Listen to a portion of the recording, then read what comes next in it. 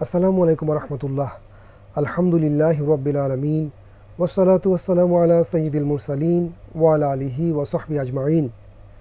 ATN বাংলার সুপ্রিয় দর্শক, মহানবী সাল্লাল্লাহু আলাইহি ওয়াসাল্লামের জীবনী ভিত্তিক পূর্ণাঙ্গ অনুষ্ঠান সিরাতে রাসূলুল্লাহ সাল্লাল্লাহু আলাইহি ওয়াসাল্লাম আপনাদের স্বাগত জানাচ্ছি। সুপ্রিয় দর্শক, এর আগে আমরা জেনেছিলাম রাসূলুল্লাহ সাল্লাল্লাহু আলাইহি ওয়াসাল্লাম আরবের সবচেয়ে ধনাঢ্য যে নারী, তার সাথে পরিণয় সূত্রে আবদ্ধ হয়েছেন। তিনি রাসূলুল্লাহ সাল্লাল্লাহু আলাইহি ওয়াসাল্লামের অনুপম চরিত্রে বিমোহিত হয়েছেন, বিমুগ্ধ হয়েছেন। তারপর তৎকালীন যে প্রথা ছিল, সেই প্রথায় ইজাব কবুলের মাধ্যমে শুভ পরিণয় সম্পন্ন হয়েছে।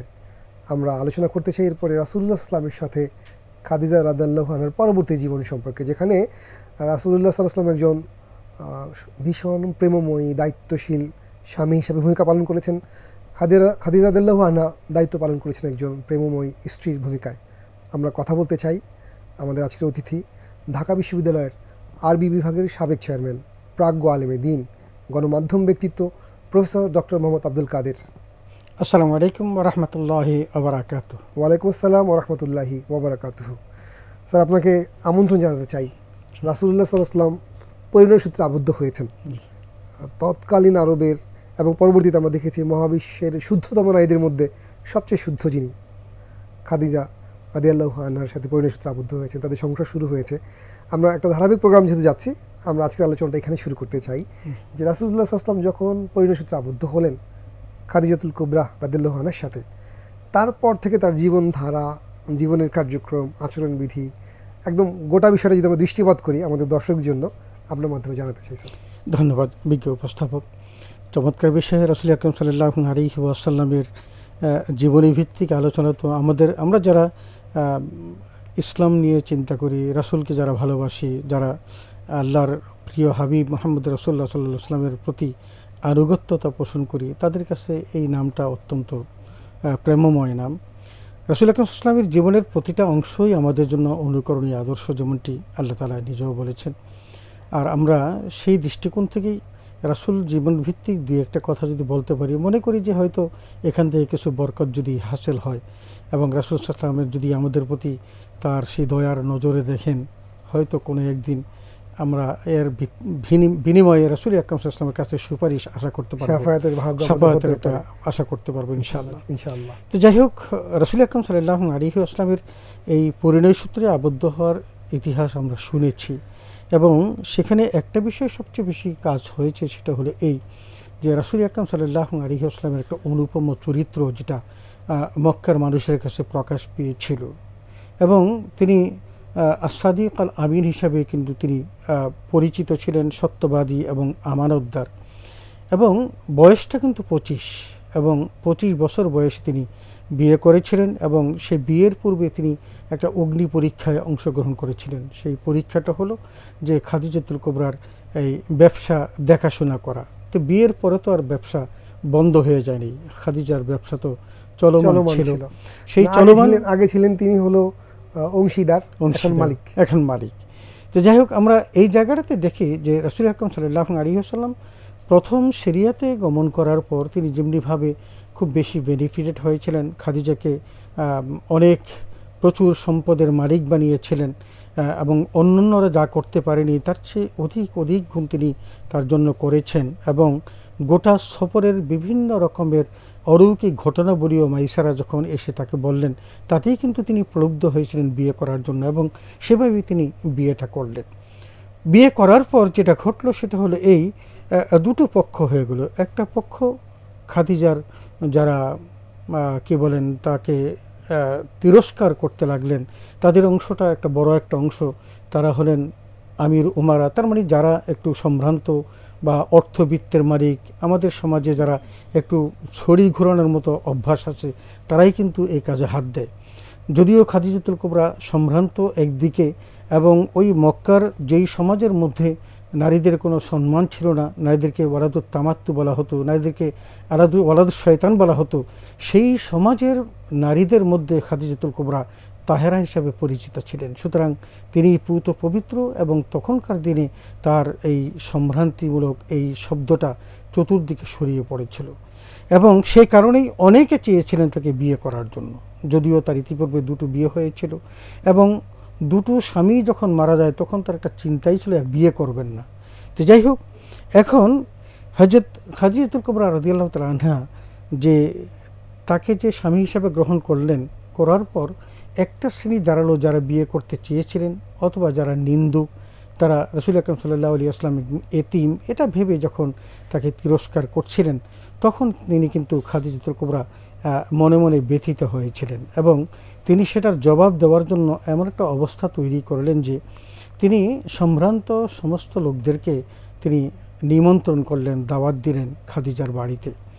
এবং সেখানে ধরেন মক্কার কুরাইশ বংশ এবং আশপাশের যে সমস্ত বংশগুলো তারা কৈলিন্যের দিক থেকে অনেক বড় ছিল, তারা নেতৃবৃন্দ সবাই কিন্তু তখন সেখানে উপস্থিত হয়েছিল, এমনকি যারা নিন্দা করত তারাও কিন্তু উপস্থিত হয়েছিল।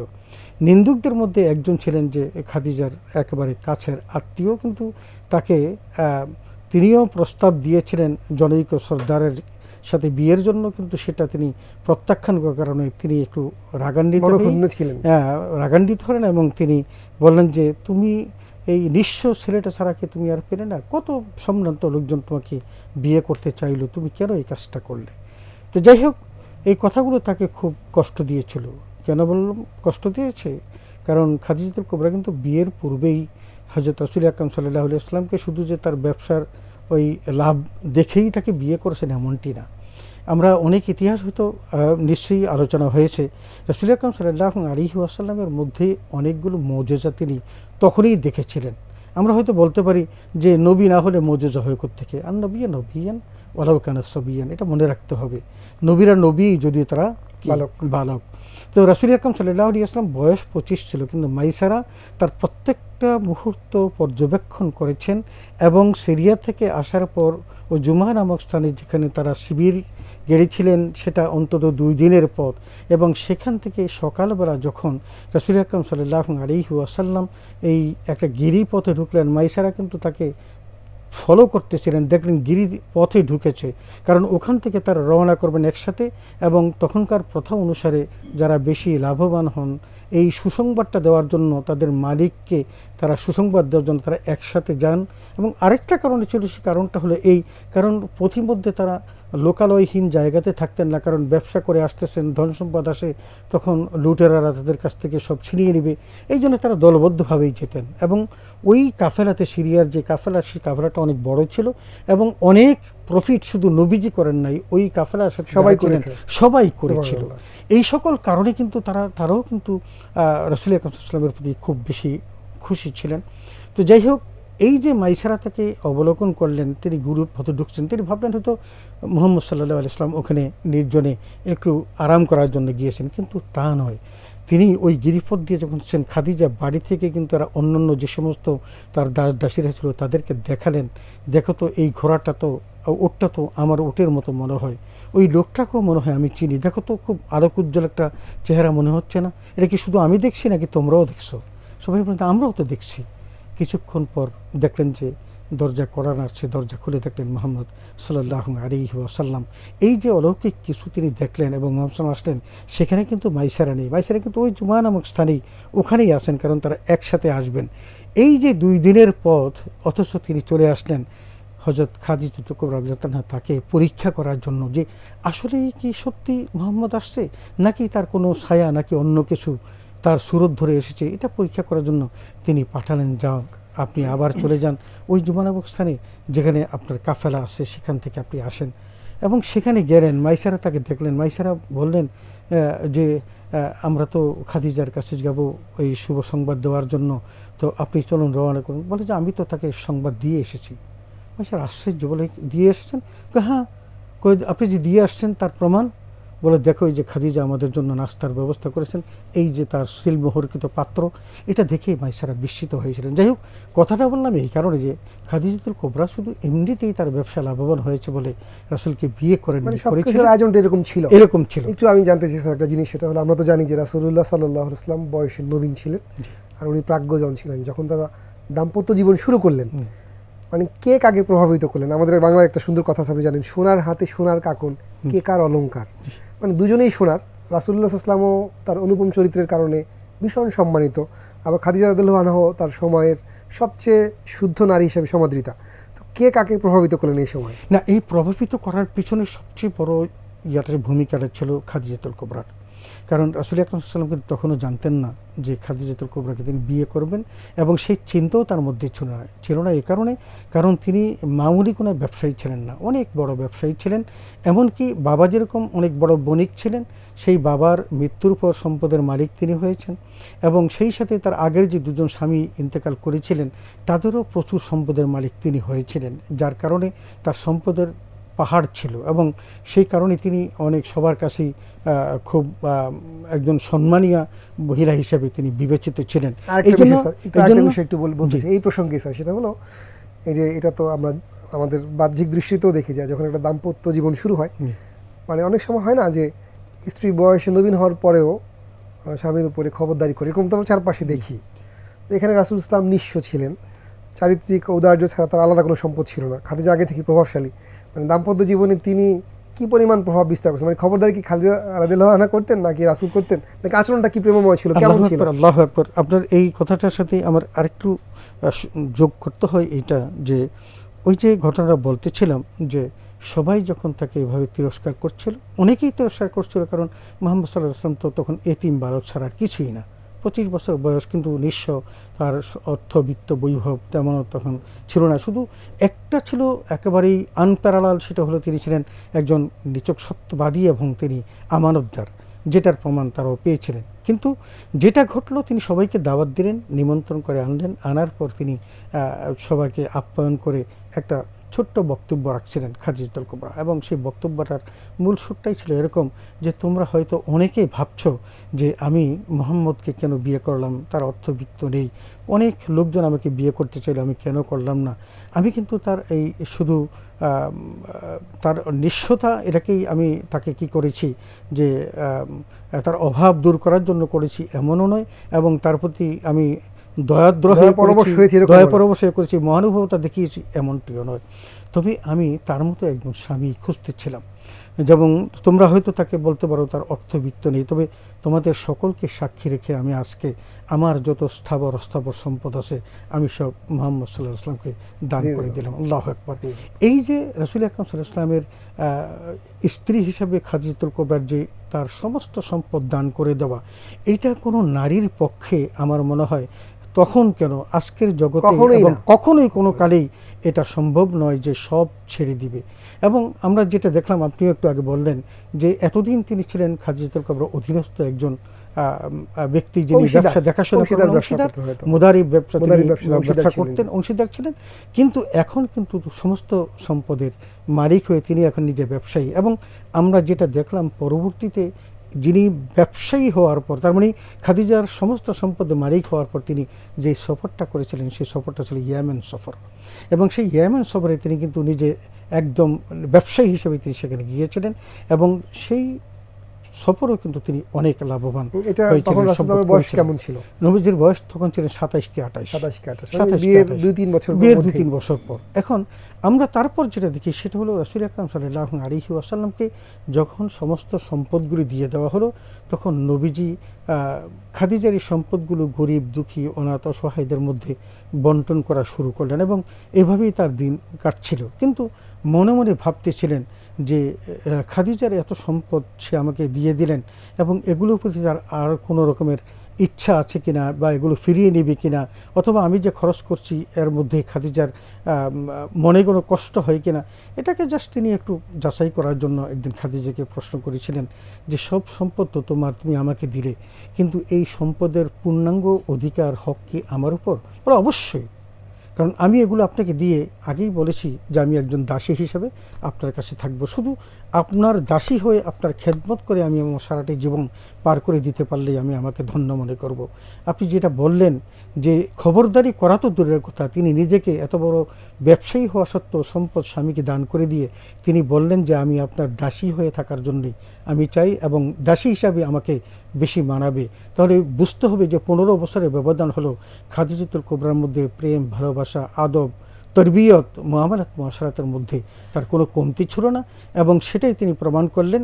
এবং খাদিজাতুল কুবরাকে যখন প্রশ্ন করেছিলেন যে এর মধ্যে আপনার আর কোনো দাবি আছে কিনা, তখন খাদিজাতুল কুবরা বলেছিলেন এই সম্পদের মধ্যে আমার আর কোনো হক নেই, দাবি নেই, এগুলো আপনি যেভাবে ইচ্ছা ব্যবহার করতে পারেন। এবং সেভাবেই রাসূল আকরাম সাল্লাল্লাহু আলাইহি ওয়াসাল্লাম তার এই সম্পদ ব্যবহার করেছিলেন।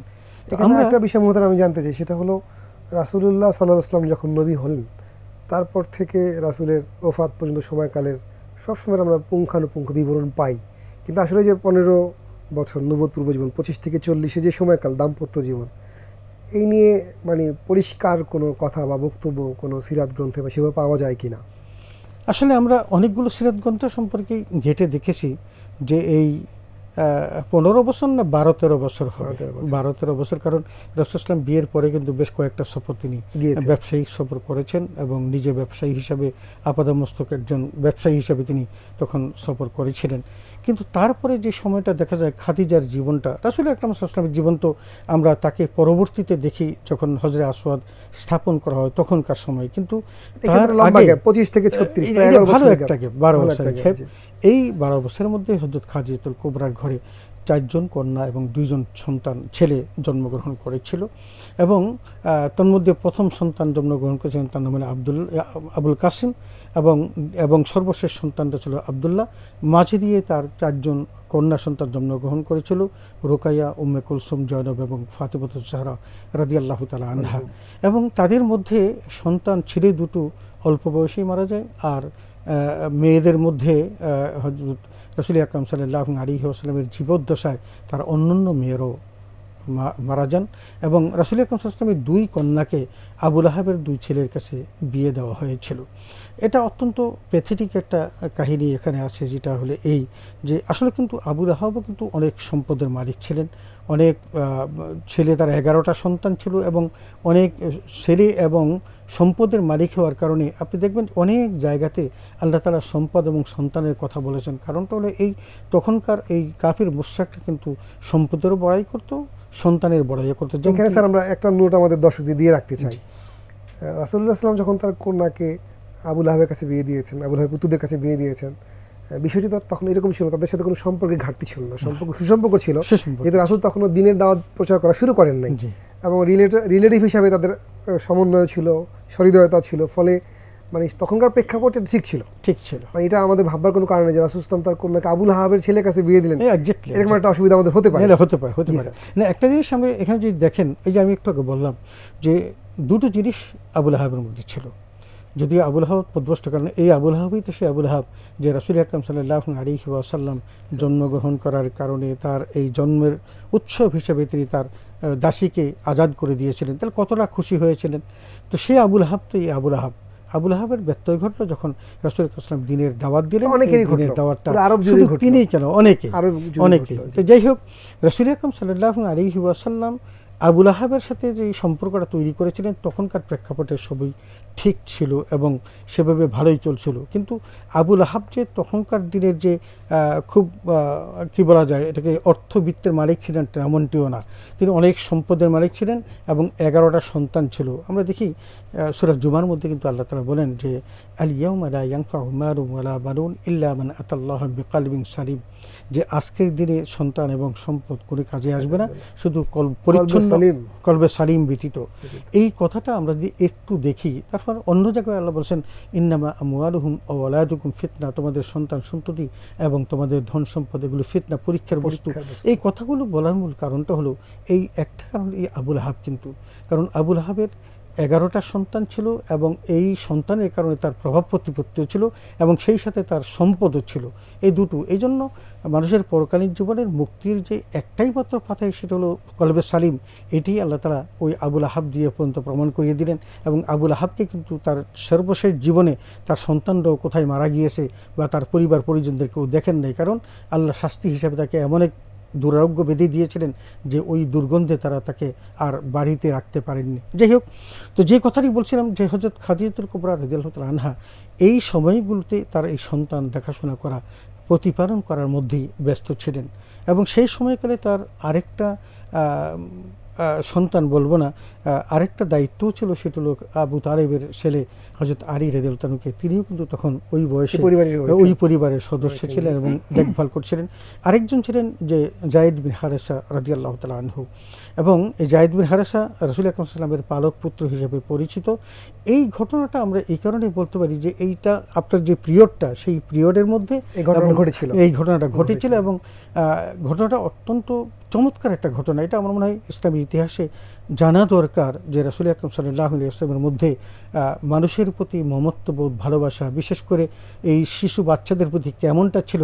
যে যায়েদ বিন হারেসা রাদিয়াল্লাহু তাআলা কিন্তু একজন ধনীর দুলাল ছিলেন। তিনি তার বাবা এবং মায়ের সাথে ওকাজ মেলাতে বেড়াতে এসেছিলেন। আমরা সকলেই জানি যে ওকাজ মেলার বাৎসরিক একটা উৎসব হতো, সেখানে 1 সপ্তাহব্যাপী, এবং সেখানে 6 দিনের আয়োজন থাকতো ধনীদের জন্য আর 1 দিনের আয়োজন থাকতো সাধারণ মানুষের জন্য। ওই ধনী লোকদের মধ্যে এই যায়েদ বিন হারেসার বাবাও ছিলেন। বাবা এবং মা তাকে সাথে নিয়ে এসেছিলেন, কিন্তু ছেলে ধরা, যারা ওই ছেলে চুরি করেন, এদের খপ্পরে পরে তার ছেলেটি চুরি হয়ে যায় এবং এই চুরি হওয়া ছেলেটিকে বিক্রি করা হয় ওয়ারাকা ইবনে নওফলের কাছে, যিনি ছিলেন হযরত খাদিজাতুল কুবরার চাচা, তার কাছে দেওয়া হয়।